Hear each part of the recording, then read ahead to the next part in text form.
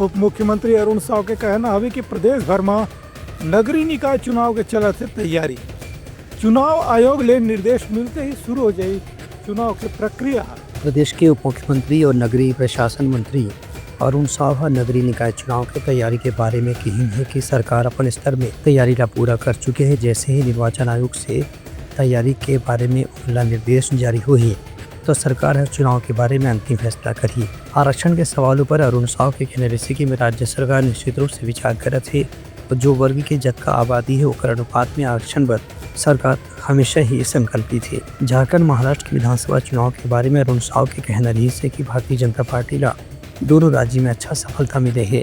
झारखंड में वोट के प्रतिशत में बढ़ोतरी हुई है, वहीं महाराष्ट्र में भाजपा के सरकार बनने वाला है। लगातार यहाँ दुर्घटना हुई की घटना के बारे में अरुण साव के कहना रही है कि सरकार अब सड़क सुरक्षा के बारे में कोई नीति बनाए ऊपर भी विचार करत है। नगरीय निकाय चुनाव की तैयारियां सरकार के लेवल पर लगातार हो रही है।